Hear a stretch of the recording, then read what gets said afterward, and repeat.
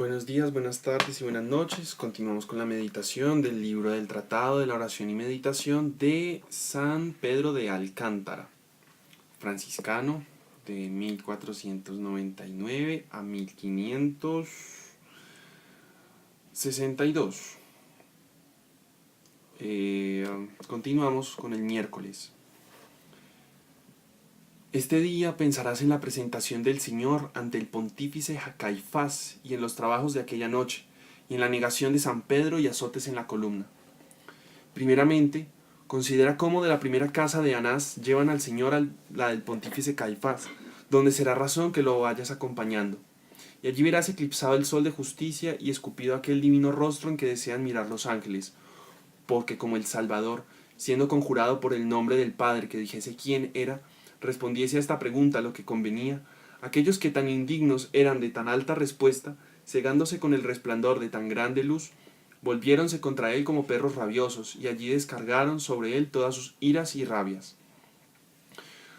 Hago un punto, una anotación, cuando a los judíos en la época del siglo de oro, un poquito antes, la expulsión que tuvieron los judíos en la España católica de los reyes Isabel y Fernando, uno de los más conocidos insultos que se le hacía a los judíos era la de perros. En este caso dice perros rabiosos. Listo. Allí todos a porfía le dan bofetones y pescozones. Allí escupen con sus infernales bocas en aquel divino rostro, allí le cubren los ojos con un paño, dándole bofetadas en la cara juegan con él diciendo, adivina quién te dio. Oh maravillosa humildad y paciencia del Hijo de Dios, oh hermosura de los ángeles. ¿Rostro era ese para escupir en él? Al rincón más despreciado suelen volver los hombres la cara cuando quieren escupir, y en todo ese palacio no se halló otro lugar más despreciado que tu rostro para escupir en él. ¿Cómo no te humillas con este ejemplo de tierra y ceniza? Después de esto, considera los trabajos que el Salvador pasó toda aquella noche dolorosa, porque los soldados que lo guardaban escarnecían de él, como dice San Lucas, y tomaban por medio para vencer el sueño de la noche, estar burlando y jugando con el Señor de la Majestad.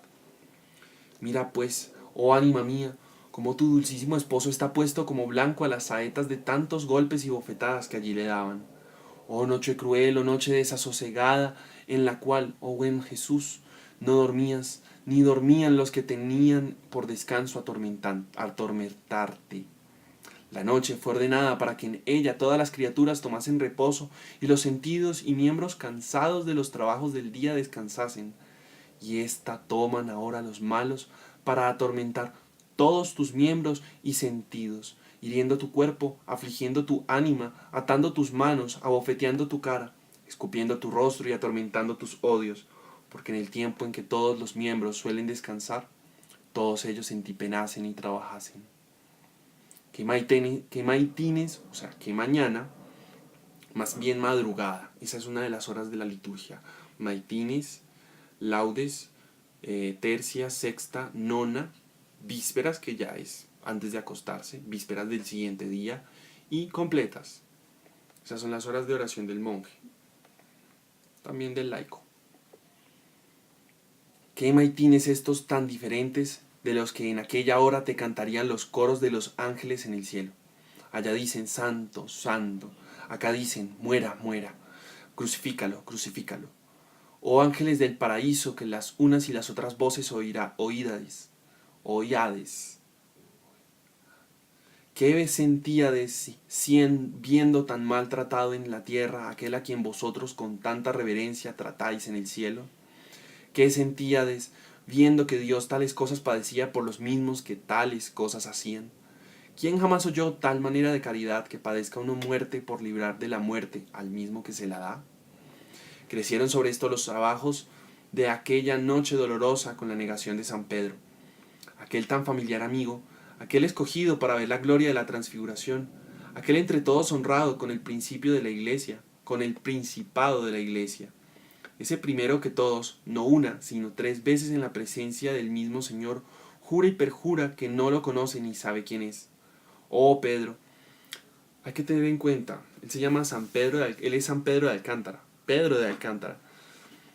quizás no está nombrada en la cronología que leímos sobre el nombre original de San Pedro de Alcántara, porque quizás este era un nombre tomado a partir de el cambio que hacen los monjes o los frailes de vida cuando hacen sus votos. Entonces aquí está haciendo un énfasis muy bueno en Pedro, lo vimos también creo que en la meditación del martes. Entonces es tener en cuenta cómo el autor se está poniendo a sí mismo en la figura de Pedro con mucha más fuerza que con cualquier otro discípulo, y también para sentirse, digamos que parte de su propia meditación, parte de su propia creación. Oh Pedro, tan mal hombre es ese que ahí está, que por tan gran vergüenza tienes haberlo conocido. Mira que eso es condenarle tú primero que los pontífices, pues das a entender que él sea persona tal que tú mismo te deshonras de conocerlo. Pues, ¿qué mayor injuria puede ser que esa? Volvióse entonces el Salvador y miró a Pedro. Íbansele los ojos tras aquella oveja que se le había perdido. Oh vista de maravillosa virtud, oh vista callada, más grandemente significativa. Bien entendió Pedro el lenguaje y las voces de aquella vista, pues las del gallo no bastaron para despertallo, y éstas sí. Mas no solamente hablan, sino también obran los ojos de Cristo, y las lágrimas de Pedro lo declaran, las cuales no manaron tanto de los ojos de Pedro cuanto de los ojos de Cristo.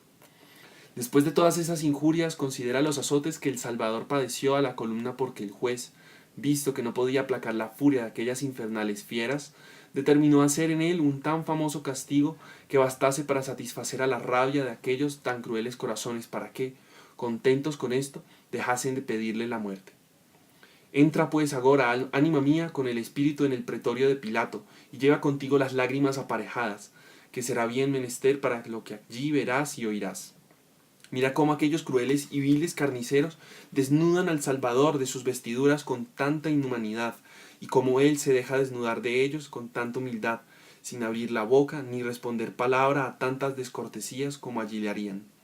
Mira cómo, luego, atan aquel santo cuerpo a una columna para que así lo pudiesen herir más a su placer, donde y cómo ellos más quisiesen. Mira cuán solo estaba el Señor de los ángeles entre tan crueles verdugos, sin tener de su parte ni padrinos ni valedores que hiciesen por él, ni aun siquiera ojos que se compadeciesen de él.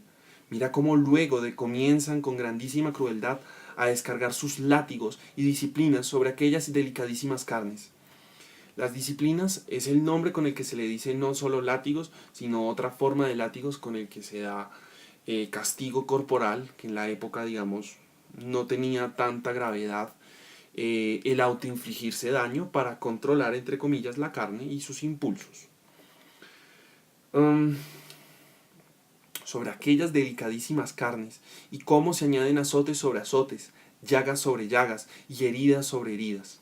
Allí verías luego ceñirse aquel sacratísimo cuerpo de cardenales, rasgarse los cueros, reventar la sangre y correr hilos por todas partes. Mas, sobre todo esto, ¿qué sería ver aquella tan grande llaga que en medio de las espaldas estaría abierta, a donde principalmente caían todos los golpes? Considera luego, acabados los azotes, cómo el Señor se cubriría y cómo andaría por todo aquel pretorio buscando sus vestiduras en presencia de aquellos crueles carniceros, sin que nadie le sirviese, ni ayudase, ni proveyese de algún lavatorio, ni refrigerio, de los que se suelen dar a los que así quedan llagados. Todas estas son cosas dignas de grande sentimiento, agradecimiento y consideración. El siguiente video, el día jueves, acabamos de ver entonces el tema de la columna, las lágrimas de Pedro, el encuentro con Pedro, y la llegada a la casa de Caifás, y ya. Y los trabajos de aquella noche, cómo no lo dejaron dormir los soldados y ese tormento. Muchas gracias, buenos días, buenas tardes y buenas noches.